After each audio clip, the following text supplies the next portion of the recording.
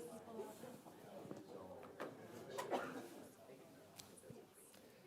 Well, welcome everyone. Welcome to the 20th Annual Norman Williams Distinguished Lecture in Land Use Planning and the Law. I'm Christophe Courchaine, and I'm the Interim Director of the Environmental Law Center and the Director of the Environmental Advocacy Clinic here at Vermont Law and Graduate School. Today, we're delighted to welcome members of our community here. Wonderful turnout here on a Thursday evening here in South Royalton, as well as those joining us online. So, about this lecture, on behalf of the Environmental Law Center, we're pleased to host the Williams Lecture each spring. And Norman Williams came to Vermont Law School in 1975 after a long and distinguished career in public service and teaching, particularly in the area of land use planning. Professor Williams played a key role in founding Harvard Law and Graduate School's Environmental Law Center. Norman Williams Distinguished Lecture in Land Use Planning and the Law series is a gift of Frances Yates, trustee of Vermont Law School, in memory of both Norman Williams and Anya '94 and Charles Yates '93.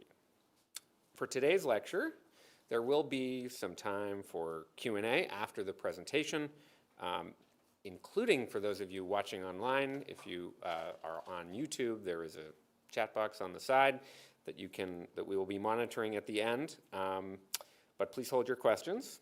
So this year, I'd like to extend a very warm welcome to this year's special guest, Dr. Sarah Mills.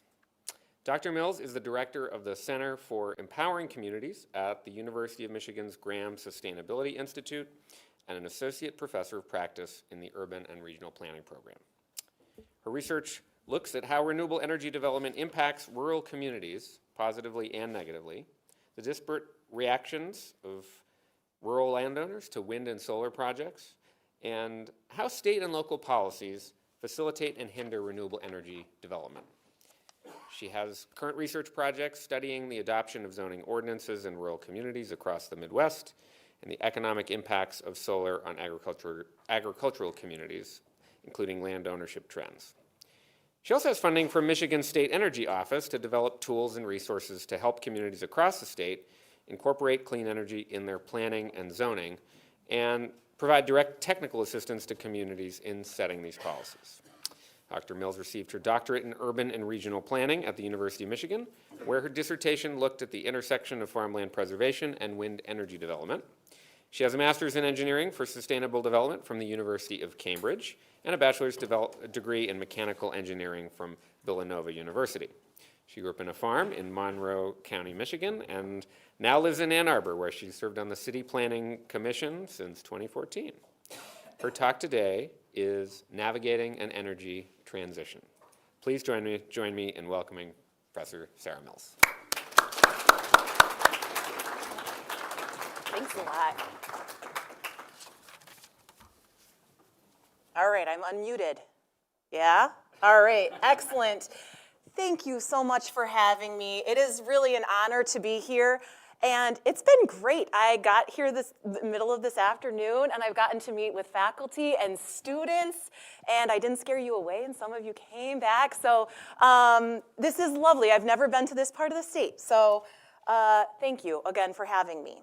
I am going to talk about navigating an energy transition, and to keep us on track, I'm looking at the clock, so I make sure to save time for questions. Here's what I'm going to cover. First, talk about how this energy transition is really a rural energy future for the U.S. Second, I'm going to talk about what I do spend most of my time on, which is talking about or telling you what we know about community acceptance of renewable energy largely.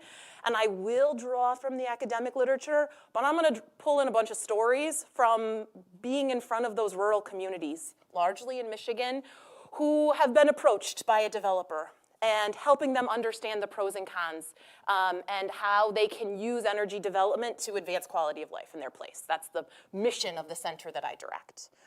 And then finally, I want to close by thinking more about policy and how we can shape policy in light of what we know about public acceptance. All right, So the first question is, are we in an energy transition and what do we need? Right now is really tricky to kind of know what the future trends are. Please don't quiz me on that because I don't know. I'm a planner, but I don't have a crystal ball of kind of where things are going. But I'm going to send you 2 different slides to suggest that there is an energy transition and it's going to implicate rural places. So this set of graphs is from the Energy Information Administration. And largely they're looking at the current policy in place right now and the economics of different kinds of energy sources to determine kind of the demand for energy technologies in 2050. That's what these go out to. And first you can see solar. This data, by the way, is from 2023. They're supposed to come out with their next forecast in a month. But for solar, you can see that on the low side of those projections, so the bottom of that gray, it is still effectively a quintupling of our current amount of solar in the country. On the high side, it could be 3 times that much. So they're projecting, just based on economics, that there's going to be a whole lot more solar. The projections for wind over the next 25 years are slightly less rosy, but still a doubling from the amount of wind energy that we have right now. And it could be 2 times that much. So that's just only looking at kind of the economics. And we know that in a lot of parts of the country, wind and solar are the cheapest forms of energy. Okay. Oh no, I pushed the wrong button. Okay. If you put this in the context of decarbonization plans, which a lot of states have, and what these graphs look like are quite different. So this is pulled from the Net Zero America study that Princeton did a couple of years ago. And I circled the reference case there on the left because this is effectively that business as usual strategy. And it's more or less matching what EIA would suggest. The little yellow sliver there is solar. They have a rosier outlook or expect that the business as usual case for wind is bigger than what EIA suggests, but more or less, same order of magnitude. One of the things that you'll see overall is that in all of these situations, we have more electricity in the future. And we know that we're going to have more because this is actually done before all of the growth from AI, right? But we're electrifying a lot of sectors of the economy. The rest of those graphs are effectively showing what happens if we electrify everything. What happens if renewables get super cheap? What happens if we try to go on the very far end to 100% renewables, more or less? And what you can see is that they are calling for 5 to 20 times what is currently built if we effectively double down on decarbonization. So quite a bit more. As a land use planner, I love that the Net Zero America study also includes a map of where we're going to get this stuff. And actually an annex that has some land use calculations. So this is a map from one of those scenarios. And what you can see, and I pulled out in red kind of the low and the high end of what is expected. So that 5 to 20 times more wind is resulting in 60 million to 247 million acres of land. And that's for the wind farm. That's not for individual wind turbines. So the direct impact of a wind turbine and the access road to get there is 1% of that. But those wind turbines have to be spaced out. They can't be right next to each other. So it could be as much as 247 million acres. For solar, 3.5 to 15 million acres. And if you're like me, what you see from that map is that there's a lot of that development happening in the center of the country. And maybe if you're not, who's a Midwesterner? Oh, representing, amazing. A lot of people just think it's all farmland, and there's a lot of farmland. But it's generally, there's a lot of rural land in the middle. And so what you might see from that map is that our energy future will be rural, even more so than our energy generation past. So this is a study that came out a couple of years ago looking at the existing solar there in orange, wind in purple, and fossil energy generation facilities in the country, and breaking them down based on population density. The location, the population density of the location that they're in. And you can see that the vast majority of solar and wind are in the lowest population density places, the most rural places. Also, a lot of our fossil fuel plants are too. 70% are in that lower, the lowest quartile in terms of population density. But we do have some fossil fuel infrastructure that are closer to population centers, kind of on the fringe of cities. And so a question often gets raised is like, well, why does wind and solar need to be more rural? Like, if we're in an energy transition and we're turning off those old plants and replacing them with wind and solar, why aren't those geographies the same? First of all, my friend Daniel Ramey, who is at the University of Michigan and Resources for the Future, would probably be upset with the title of this, that I called it an energy transition, because he makes the case that we're not actually transitioning very much.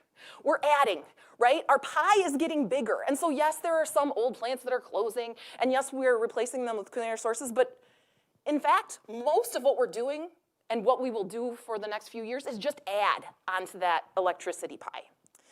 So that's one reason that we're not, our clean energy infrastructure isn't just matching the geography of our old energy infrastructure. But the other reason is because of power density.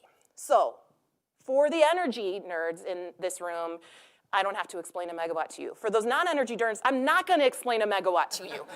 Instead, all you need to know is that in this table, I am holding the capacity of that power plant constant. So this is for a gigawatt, 1,000 megawatts of energy. And so for a natural gas or coal plant, generally speaking, gigawatt, you could do in about 100 acres. There's give or take, but that's more or less like the power plant itself. This does not count mining. It does not count oil extraction, but the generation part of it, more or less 100 acres. To get that same capacity of energy from a utility scale solar project, you need 50 to 100 times as much.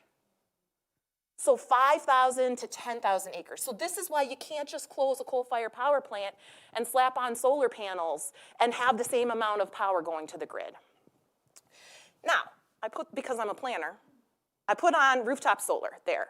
Because technically, if you stack land use, is it using up that land, right? If you've already got a house there or some kind of store, right, and you're putting solar panels on the roof or over the parking lot, like, does that count? I would say maybe not. That's not a new consumptive land use.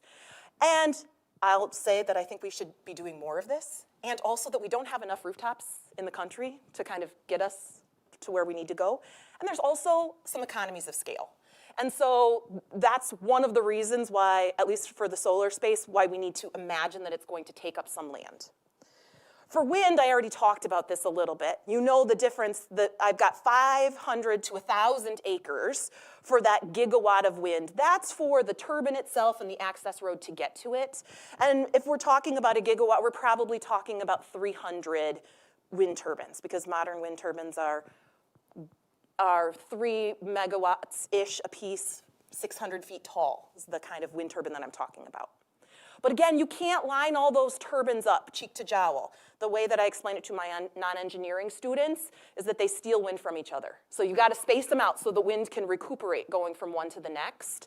And so that gigawatt of wind is probably going to extend over an area of about 100,000 acres. So this is why we have our energy geography is shifting. We have new sites of energy generation. And the places that have the land for this are rural. And so this is where the ruralists among you have a lot of work to do in the future, because the energy future is rural. The other thing that I was really glad as I was driving into here today that I thought would be helpful to think about is my frame of reference. I come from the Midwest. Wind farms and solar farms in the Midwest look different than they do in New England. So what is big here is not in the Midwest. It is common for us to have wind farms of 50 to 200 turbines. That's like the average wind farm. Our solar farms, here is Prairie Wolf Solar, this is 200 megawatts. That's kind of normal for my part of the country. That's 1,600 acres. I also have a picture of Sunfish Solar, which is either under construction or soon to start construction in my home state. This is a gigawatt. It says that it's 6,000 acres. I think that that's just the panel area, more or less. There's a similarly sized project, it's 1.2 gigawatts in Indiana, called Mammoth Solar. It literally is mammoth. It was named after bones found there, I think. But it is 13,000 acres. That's like 16 square miles, if you don't think in acres. So that is the scale of stuff that I'm going to spend the rest of this lecture, I almost said class, sorry, talking about. Okay, so now let's move into part 2, which is community responses. I have spent the last 10 years trying to understand why we see such different responses to renewable energy projects in rural communities. What the research says, and I pulled out for you 2 papers that are like the ones to read if you wanted a big survey of what's known about 30 years of North American wind energy acceptance research, and we just put out data and actually just got a paper accepted on perceptions of large-scale solar project neighbors from a nationwide survey that we did on solar energy. What we know from both wind and solar is that, first of all, it's not NIMBYism. Not in my backyard. That's too simple of an explanation. One of the reasons that we say that it's not NIMBYism is that some of the closest people to these projects have very mixed reactions. It's not that like everybody next door is really upset about it. That leads, one of the explanations for this, or one of the reasons for this leads into the second bullet, which is that socioeconomic impacts, and particularly an individual's financial relationship to the project, matters a lot. So people who have turbines on their property, or people next door who get a check in the mail for free access to the wind that blows over their property, like that changes how they feel about that project. It's not just those direct payments either. Socioeconomic impacts also include community benefits agreements or other donations that developers make. Or, we're going to talk a little bit more about this because it's one of my favorite subjects, the property taxes that developers pay for building that wind or solar farm. So those socioeconomic impacts throughout the literature are really important. Equally, or maybe even more important though, are the perceptions of the process. Was the process that led to that wind or solar farm being built fair? Did people have an opportunity to participate? Did they feel like they were heard when they participated? And also, do they trust the developer? Do they trust the government officials who are making the decisions about that project? Those are just as important to public acceptance. I'm going to delve into each of those a little bit more in my 6 observations from standing in rural communities and some of the research that we have along the way. And so I'm not going to read them to you here because you're going to see them at the top of the slide like this. So the first observation, energy is rural economic development. So my research career started with understanding what people with wind turbines on their property do with the revenue that they receive from hosting those turbines. They take that money and they reinvest it in their farm.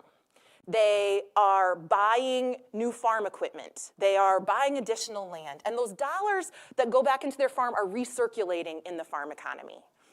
For solar, actually, the checks that people who host solar on their property receive are even larger than for wind turbines. And so for some people who host solar on their property, similarly, it is an economic development proposition.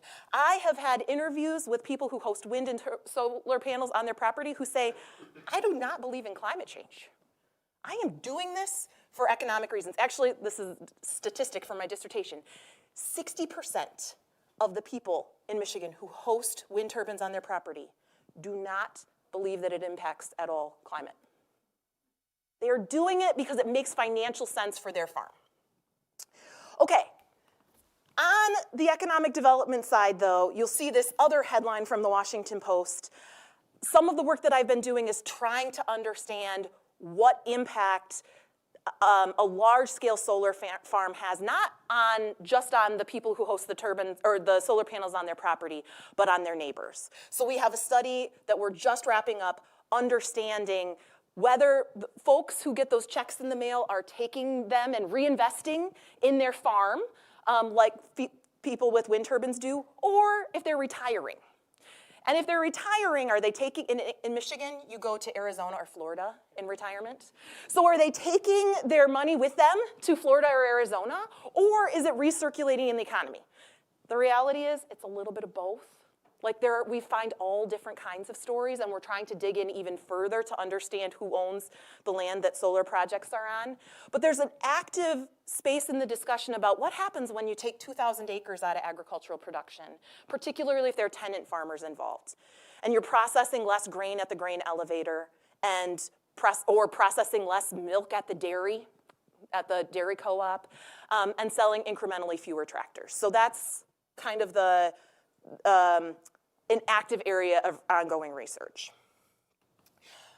Apart from these direct payments, though, made to the landowners who host this energy infrastructure on their property, there are also community-wide economic benefits. And I already mentioned the key one of them, which is property taxes. The next finding, though, that's tricky is that these tax benefits are rarely visible to residents.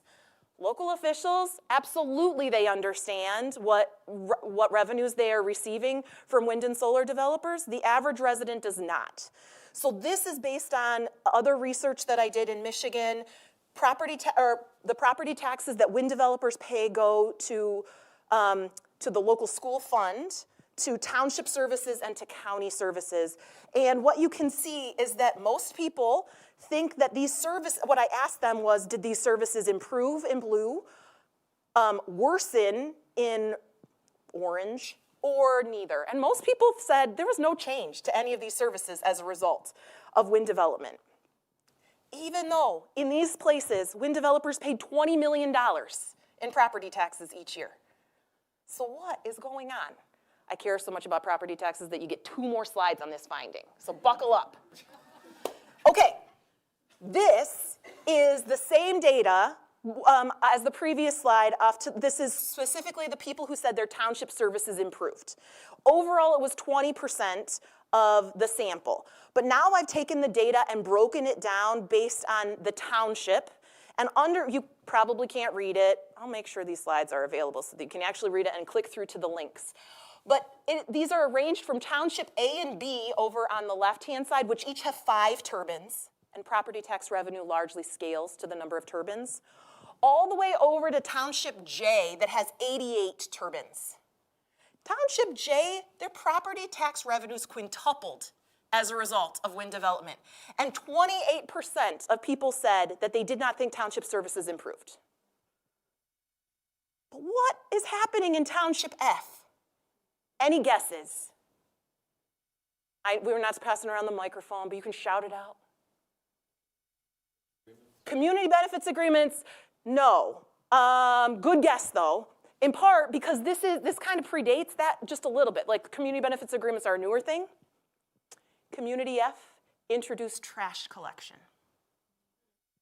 It was a service that they did not have before, and it was new. So it was easy to answer my question, did township services improve or worsen, right? Let me tell you, though, why this is complicated. Because, first of all, I think it's human nature that people just don't understand like what it costs to keep local government services operational. 1, so it's just human nature. Do you know what it costs to pave a mile of road? Or to put down dust mitigation? Unless you are on the county board or the township board, you probably don't, right?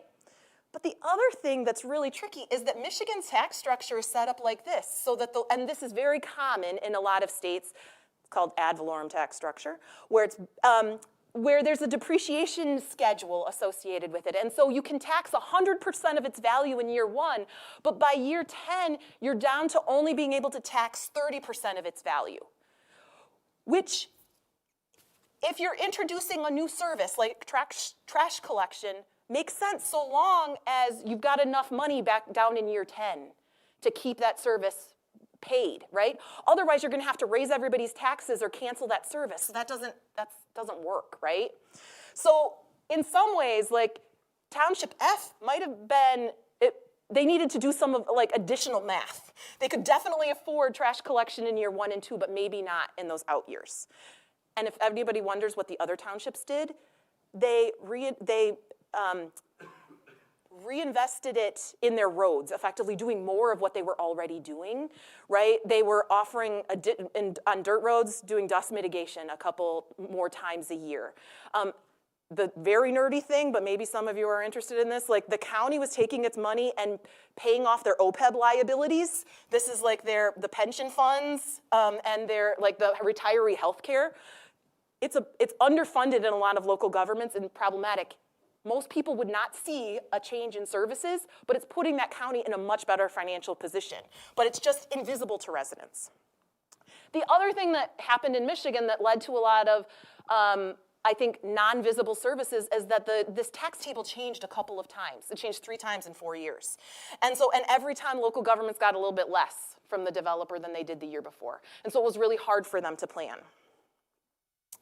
Okay, observation 3 is that the fit of an energy project in your community is linked to why you live there. So Michigan has a tourism campaign called Pure Michigan. And so on the left, you see the Pure Michigan with wind turbines in the background. And then this is from Facebook. Is this Pure Michigan to you? This is what a Fortune 500 wind company would look like, would do to your community, right? Very different visions of what energy infrastructure means. This is a paper that I have written on this. The title is called Farmers versus Lakers. And what we were trying to do is see if we could explain the different reactions to different community responses to wind energy. And you could explain an awful lot of this. The farmers are linked to we used a whole bunch of census data and census of ag data. And in places where there are more full-time farmers, you have less opposition to wind energy. Again, wind energy is just another way for them to make money off of their land. On the other side, the Lakers, this is places that are high on the USDA's natural amenity scale. So you're a higher natural amenity county if you are not flat. So like Vermont, Michigan is very flat. Most of Michigan is very flat. And you are by a body of water, which in Michigan, you are always within 6 miles of a body of water. And this is where people have cottages and cabins and vacation homes. Places that were higher on the natural amenity scale, renewable energy, wind energy was much more contentious, right? This was a change to why they were in that place. And we see lots of clashes, actually, in Michigan because we got farmers right next to those lakers, and it's not just the Great Lakes, it's all of the inland lakes as well. Okay, so fit is linked to why you live there. 4th observation, it's hard to grid a straight story on energy. This is what I heard from township supervisors when I was interviewing them for my dissertation, that we have a developer and potentially the landowners who would profit showing up, talking only about the positives that this would bring to them. And then we have residents, and people not even from our community, talking only about how the sky is going to fall and the bad things about a wind project. And so this actually is what started me on, I called it my Wind Energy Roadshow, that is now funded by the state of Michigan, and blessedly I've also enlisted other people to come along with me, to go and talk about the positives and the negatives. I'm gonna say this now, because I'm gonna say it again later, but I think it's really important. Every energy source has positives and negatives at the local level. Every single one of them. And it makes sense that the people that show up to meetings only want to talk about their side, right? But the reality is everything comes with trade-offs. And if you think that technology is bad, there's actually something good in every technology, even at the local level. And so There's not very many people, though, that like getting everybody in the room riled up, because usually people are there and have an opinion and either love something or hate something. And so usually when I come and talk to communities, everybody hates me because I don't fully support their opinion, and it takes thick skin. Okay, the fifth observation is that engagement is critical in both the short and the long term. So within the social science literature, there's this idea of a U-curve of public acceptance, which is that before construction, before a wind farm or solar farm is proposed, attitudes about the technology are pretty high. And then once it is proposed and people start to think about what it means and where it's going to go, attitudes get lower and lower. And when it's under construction, this is when you are at the bottom of that U-curve, because it's big construction activity and fields are ripped up and there's big equipment on the roads and noisy, right? And then the idea in the U-curve is that once the wind farm or solar farm is up and operational, attitudes return. So that's the U-curve. In fact, my colleague Doug Bassett at Michigan State and I found that that's not the case. This is not from our paper. This is a prettier graphic from a different paper that I have cited here, which is the idea that there's actually kind of diverging U-curves. So on the one hand, when a project is proposed, it can start out and be so negative that it reaches the valley of death and never gets built, right? But once a project is built, it can actually, there's a couple of options. If people have a great experience, you follow the green trajectory and you realize that the sky didn't fall, and you grow accustomed to the technology, and maybe you're actually even more positive about the technology. On the other hand, if the project gets approved and starts to be constructed, and you actually learn about negative things that you didn't expect going into it, or somebody didn't do the thing that they said they were going to do and keep their promise, right? You can actually follow that red curve and lose trust. And so oftentimes in this space, we think about how engagement's really important for getting communities to not go in that valley of death. But in reality, it's really important even after you get an approval from a local government or from the state government and throughout construction, because what this actually graph is showing is that whether you take the green curve or the red curve, it's really important if you want to repower that project, or if you want to send other communities to see your project to see if they want to host it in their community. And so it's not just as simple as like people will learn to live with this project. Increasingly, we're finding. The final finding before I tell you okay, what should we do about this, is that bigger is not always better. So this is a heading from Department of Energy, wind turbines, the bigger the better. And this is announcing the $1.5 billion Mammoth Solar Project. And I gotta tell you, I seethe when I see headlines like these, because I have never been in a community that says, you know what would make us want this wind farm more? Taller turbines. That's why we would want it. Or you know what, we don't like this solar project you proposed. Instead, we want you to triple its size. That's not necessarily how communities respond. The reason that we're seeing taller turbines and larger solar farms is because there's economies of scale. Taller turbines are able to access make wind economically viable in more places because they can access steadier wind speeds higher up. And so there are economic reasons to do that, but it's not necessarily a community acceptance reason. And so unless the economic side of things are more shared with communities, it's dangerous, I think, to think that bigger is better from a community's perspective. Okay, so what should we do about this? And where does policy fit in? And you people are all, I'm at a law school, right? So you look at laws. I do not. I'm feeling a little insecure here, so bear with me. Okay, but I do teach a class about the web of state policies that affect renewables deployment.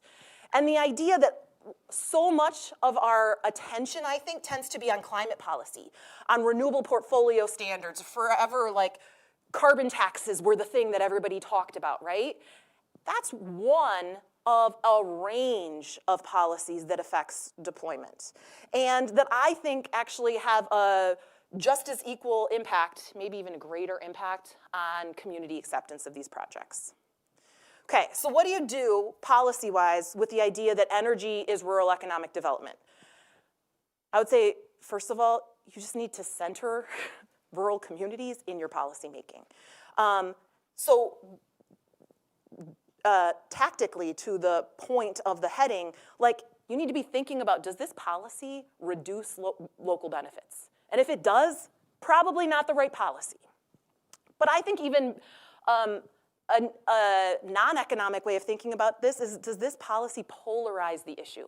Or how do people in the rural communities that we're gonna need to host this infrastructure feel about your policy? And I've included a graph from a paper that I did a couple of years ago where we looked at renewable portfolio standards that had been put before voters as ballot initiatives. And we pulled county level results. And effectively what we find is that the places that have the best potential to host renewable energy projects are the least supportive of a state requirement. And so that's something that should be kept in mind as we're making policies. The second thing that you can do in terms of policies, particularly related to the tax benefits rarely being visible to residents, first thing is that federal-style tax cuts don't work. Like, you don't want to cut taxes on local services. You don't want to cut local taxes. Shifting which taxing units benefit so that the benefits stay as local as possible is something that you might want to rethink. So if there are any taxes that are paid that go to the state government, maybe those are the taxes that you cut, or that you funnel back to the local governments. But you don't want to cut local taxes. Instead, we could also think about policies that increase tangible local benefits. So some of these may be to the local government services that people care about, schools, for example. It could take a different form. It could take community benefits agreements. Or there are local policies that may incentivize the developer to include more neighbors, kind of in direct payment schemes. I included a little teaser of a project that I'm working on where we're doing deep dives on the property tax policy in 8 Midwestern states right now. And so you can get the link. We'll be posting very nerdy explainers and tax calculators soon, where we're trying to help people estimate, which units of government benefit and how much. But I also just want to plant the seed that I've been talking a lot about wind and solar, but there are other energy technologies coming, battery storage, for example, that states haven't sorted out how they're to be taxed, which is problematic. If that's the key benefit for local governments, right, is in the economic benefits. Okay, to the idea that fit is linked to why you live there, this is where people who are next to brownfields a renewable energy project may be seen as a benefit, cleaning up a blighted site. And I actually have a colleague at the University of Michigan in the law school, Alex Class, who's talked about repurposed energy, thinking just about this. And also, though, I'm going to give the caveat that we should not assume that a person who has lived near a site of pollution in the past wants to live next to another industrial activity. I think we have public polling data that suggests that this is seen as a generally more feasible, socially acceptable approach. And particularly if brownfield sites are in communities that have borne the burden of pollution in the past, like, we should make sure that this is what they intended for this site in the future. The other thing beyond brownfields policies is you can take this idea of extending transmission to welcoming places. Oftentimes, we're going to need to build the grid out in order to have this energy transition. And we often think about building the grid to the places with the best wind and solar resources, which is reasonable and important. But I would put into that calculation also, like, where are we going to find more farmers, right? Where might we actually want to extend the grid to places that are welcoming, that might be more welcoming to renewable energy projects? To the idea that it's hard to grid a straight story, one of the things that we need to do is find and fund trusted voices. So that might be folks within land grant extension services. It could be state energy offices. It could be local government associations. This is a picture from a convening that I did with extension folks a couple of years ago, who were gung-ho. They knew that they were trusted in rural communities. They've been, farmers have been turning to them for help on agricultural, activities for years. But they also wanted to make sure that they were continued to be seen as neutral. And that the end goal was not necessarily renewable energy, but it was rural prosperity, right? And the role role that renewable energy could play in advancing rural prosperity. And so thinking about how these folks who may not actually have tons of expertise on energy, how they can incorporate it into their work in an authentic way, I think is really important. To the idea that engagement is critical in the short and long term, now this is very much my planner's hat. Get negative input early when it can actually influence the project. Whether we're talking about processes for energy or not, whether we're talking about processes at the state level or at the local level, usually our required public input comes way too late to actually make a difference. The project's already been designed. We need to get that input much earlier so it can change the design of a project. We need to exceed notice requirements. You might only be required by law to send notice to people within 300 feet, but in a rural place, sending postcards to everybody doesn't cost that much and lets everybody know what's going on or what's being proposed. And I'll just say to this end, I have serious qualms about state-level siting reform if it reduces local input, which some of it does. And it's not just me who has concerns. This is from the National Academy of Sciences. They did a report at the end of 2023 called Accelerating Decarbonization in the US. And I'm gonna read it, just in case you can't, in the back. Research demonstrates that the character and quality of the process of engaging the public in the context of siting and permitting projects will affect the pace and scale of decarbonization. If permitting reform includes significant reductions in meaningful opportunities for and forms of public engagement, then such reform would create a real risk of slowing rather than hastening the process of building out a net zero infrastructure. So it's not just me, it's some of the smartest scientists in the country who say this. The emphasis, though, is mine. I added the underline. Okay, and finally, and I'm on time. I'm so proud of myself because I usually talk too much, as you can probably tell. Okay, the final idea is that, so the idea that bigger is not always better, we really need policies to take pressure off of gigantic projects. We need to make it much easier to build smaller projects and have them get into the grid. We need to compensate them more fairly. This is opportunities for distributed generation like rooftop solar, but also for small solar farms that would connect into the distribution grid. My students know I have lots of crazy ideas. My craziest idea right now is this idea of a fair share. So it comes back to the concept in siting reform generally, which a lot of states are undertaking to try to allow for more renewable energy projects to be built. State preemption kicks in only for large projects. So local governments can do kind of whatever they want for small projects, but the largest projects are reserved for the state to make the decisions on. But the problem is that those largest projects are the ones that often have the biggest local impact, right? And they kick in at a particular level, 50 megawatts or 100 megawatts, but there is no cap on how big those projects can be. So the idea of a fair share is to say everybody's got to take something. If we want to keep our lights on and we want to keep data centers operational so we can Google things smarter, right?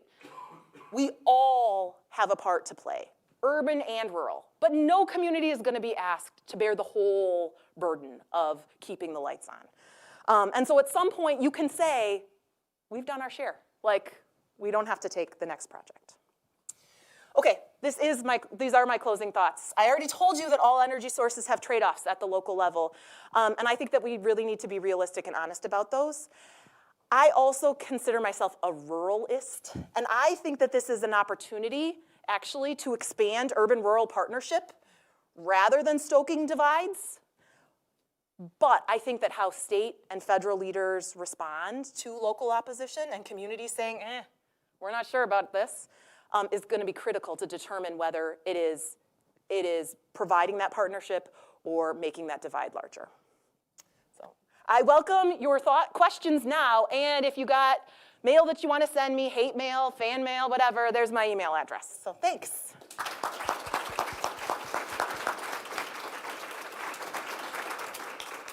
Well, thank you. Thank you, Professor Mills, for a fascinating conversation. I have about 1 million questions, but I think other people should get the chance to do that. So we have a few minutes, and so we have a mic in the room. There's also the opportunity online to input your comments for the 45 or 50 people watching online. Please put your comments into the chat on YouTube, and we'll see if we can get to them. But does anyone in the room want to start? Of course, at the far end. Far end, and then we'll get back to back. Well, I called on. I didn't mean to. No, I get to call on the people. You that can be dangerous. Speaker's prerogative. All right. Hi, thank you. I don't have like a question really, just kind of an my own like insight. Yeah. I find what you talk about really important and interesting, and I'm just really happy I came to this. I actually grew up in rural Iowa. I grew up around farmland in a rural community, so this is something that's really close to home for me, and it just stuck with me, everything you were saying. Even those pictures you showed me, I just felt like, oh my God, that's Iowa. Like, I know that's Michigan, but that's Iowa. But my grandpa actually has farmland that he's allowed windmills to be planted on his land, and I've actually been inside one. You have to take an elevator all the way to the top. You do? You do. I'm afraid of heights, so I've never been to the top. Yeah, no, they're huge. They're skyscrapers. It's insane. You can't imagine it until you're right up next to them. I mean, they just tower. And I think there's good, and I can see both sides growing up like that, and I think they're important to have, and I think there's also important things to just, you don't realize unless you're living in it, but they're all around you. They're everywhere. One of my earliest memories as a kid is going, I lived in a rural farmhouse, and at night I would go onto the roof, and a fun fact about windmills, they have a red light that blinks at night. This bright red light that just blinks all night. And I'd get up on my roof and I'd look around me on the flat land, and just all over the horizon, hundreds of red lights blinking in the dark all around you. It's like something I'll never forget. Yeah. So, I mean, thank you. And I was going to actually bring up the red lights. So I started studying this because, I mean, again, I come at this from a planner's perspective. I came back to get my PhD not in energy. I came back to get it in farmland preservation. And now it seems like I'm an engineer turned planner. It all makes sense. It was not part of the plan. So if any of you like wonder what you want to do with your life, I tell my students, like, you just follow your heart. Like, I mean, everything, it didn't make sense. But I think about energy, like, is this a tool? Is this a new tool? Is energy infrastructure a new tool for rural communities? And I think it is. In some ways, it's the biggest economic opportunity that communities have seen in decades. And on the other hand, sometimes they have economic strategies where this does not fit. And so I really think it's important that communities understand what the pros and cons are. To the point of the red lights, this is what I heard a lot, like, I didn't realize I was gonna be living in the red light district. Because you don't usually go and visit a wind farm at night, right? Like, you can go during the day, and you should go to hear what it sounds like. They're not silent, right? Nor are solar farms. The inverters around solar farms actually have a cooling fan, and that's important for people to know. There's a technology, though, and I'm also not like a technology can save us. There's a technology that can turn off the red lights. It puts a radar up and only deploys those red lights when an aircraft comes in the vicinity. It has a cost associated with it, but like some actually, in the state of Michigan, if developers choose to go through the state permitted path, they have to employ that technology, which I think is a win. And if I had like a bunch of money and like a magic wand, that's one of the things that I would do, is turn off the red lights that are unnecessarily on. It's hard to retrofit, right? Because if you're not building that cost into your project, but yeah, understanding, again, the impacts that has. And that red light can be seen from a lot farther distance than even the 600-foot tall wind turbine during the day. So, yeah. Go down here. I'm going to let you decide which rows you want to crawl through. Or I'll like repeat your question, whatever floats your boat. Hey, thanks for speaking today, Professor Mills. And we spoke earlier at the energy clinic. We are doing some transactional projects with low-income folks to, at the end of the construction, they own solar arrays directly. When I was listening at 2 points in particular, I felt a tension with the law practice in thinking about engage more people than you might otherwise. As like with someone in a history in community development, I'm like, yes, but for my client, I'm like, it's more risk of people gumming up the works. Yep. And then, oh shoot, I lost what the other one was. But anyways, I wondered whether you could kind of weigh those. The idea of early and often engagement has been considered a best practice for a while. Like, this is what a lot of the previous literature has said. And it's been really hard for developers because they were like, if the pitchforks are going to come out, we want to make sure that they don't come out too soon, right? Right now, there's a number of kind of research underway that that's trying to understand, like, when the engagement happens, like if we can actually provide evidence that it doesn't backfire, that early engagement doesn't just allow people to kind of organize, mobilize earlier on. I think what's really important is that when we're engaging, we're telling people why we're engaging. Like, is it to provide just one-way information? Which, honestly, a lot of people, when we sent out this nationwide survey of solar farm neighbors, over a third of people didn't even know that the solar farm existed until they got our survey. It was a small solar farm in most cases, or like kind of tucked back behind. We sent them a picture on their cover letter. We said, this is the solar farm we were asking you questions about. They didn't even know that it was there. Like, and a lot of people characterize the process as like, I didn't even know that even a big project was happening until the construction crews showed up. And I think that even if our bar is education, like, that's important. But this is not unique to energy. I think this is the conversation in land use planning just generally.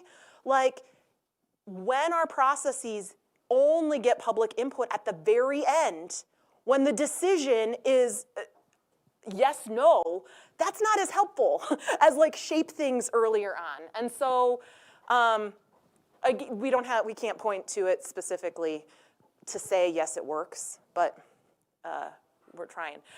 I'm gonna ask you, did you think of your other thing? Is it about community solar? Because I was gonna answer a question that you didn't ask about community solar, but that maybe people might want. That was probably my question. Okay. Well, so community solar is something that's really interesting. In most states, in order for it to happen, it needs to be authorized, right? And so I'm in a state that hasn't authorized community solar. Generally speaking, the utilities don't like it. And that's true in many states. There's a lot of public opinion that says community solar, individual ownership of kind of a portion of a big solar project, is much more preferential. Like, this is what people really prefer. And I think that that's true associated with, like, they want to reap the economic benefits directly, right? Solar panels pay for themselves, then, like, I want to save money on my utility bills in the future.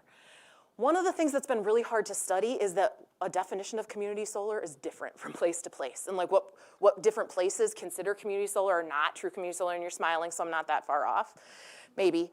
The other thing that's really hard is that community solar projects tend to be small.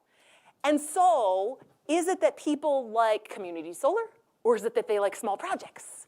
And those things we're working on the regression right now from our nationwide survey of solar farm neighbors to try to disentangle that. Because the same thing is true. Also, you did not ask this about agrivoltaics, but I'm going to say the same thing. Mixing active agriculture with a solar project, also, lots of people say this is awesome. But the projects that we see are really small. They are not happening at the 1,000-acre scale or 2,000-acre scale. unless we include in our definition of agrivoltaics pollinator habitat, which I like to call that ecovoltaics. So disentangling those things, we're now just starting to have enough data to be able to do that. Oh, sorry. You should continue talking to me afterwards, maybe. Yeah. I'm going to go over to You get to choose. come back this way. Okay. I also want to double check the online to see if we got any questions. Okay. So we'll go with your question. Thank you for that excellent talk.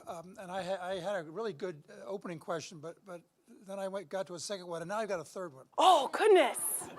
So you I didn't love questions. you didn't mention Donald Trump, and I'm curious how the election of Donald Trump changes your research agenda, your public policy agenda, the future of renewables, Yeah. the nature of the conflicts you're dealing with in the Midwest and across the country. Yeah. So my research for the past 10 years has been on state and local.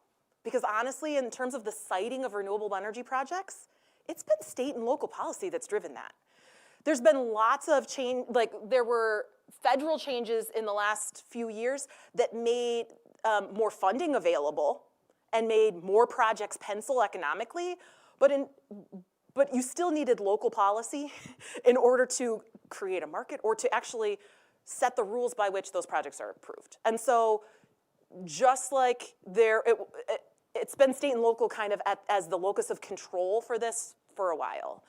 I think in this space right now, for the last few years, there's been funding for trying to find some of those trusted voices and enable them to go out and talk about the pros and cons. And it's unclear kind of what will happen to that. There's been funding on the social science side. It's unclear what will happen in that space. So I'm not entirely sure. I mean, the federal government, in terms of siting of projects, has most control over what's on federal lands. And maybe this is just from the part of the country that I sit in. All of this is on public or private lands rather than public lands. Sorry, if I just said the federal government controls private lands, I was wrong. Public lands, public lands. So I don't know. I mean, there's a lot of discussion about what will happen about tariffs, right, and the cost for the equipment. That is beyond my expertise. But yeah, I feel like, honestly, in this space, most of the policy attention has historically, in most places, been at the federal level, but that, I've argued, is not where it should be. What is said on tax policy, property tax policy, and siting control is all a state and local thing. So I think we have a couple questions online from Zane and Stephanie that I will sort of combine, which is, what are the best resources that you're aware of that and language that would help, I guess, demystify these technologies into rural audiences that you've seen? That is a great question. This feels like a shameless plug, but I do travel with things sometimes. One of the things that my center has put together is this guide on battery energy storage. Not planned. It's because I normally just travel with this. So we really tried to make this possible. So the first half of it is like, why is a battery energy storage developer showing up here? What are they looking for? And then the second half is the fill-in-the-blank zoning ordinance. So I think there are definitely resources that you can go to at NREL. The answer really is, it depends on your part of the country. Because so much of this stuff actually, like I said, varies from place to place. And what kind of control local governments have, like what you can actually do about it, varies from state to state, that I would check out either what your state energy office has.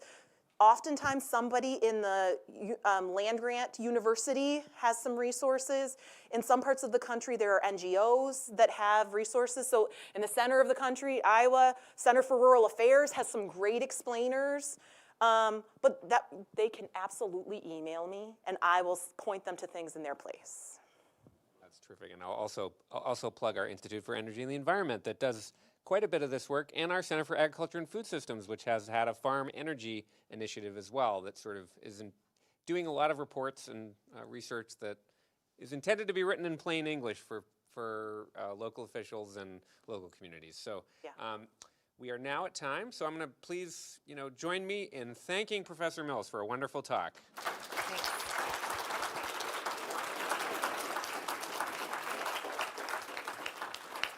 Thanks. To the person sitting to my left, Courtney Collins, for organizing this lecture every year so expertly. She is so great. Seriously, like Wonderful she has IT staff as well who are here and made this wonderful. So thank you, everybody. Have a great evening.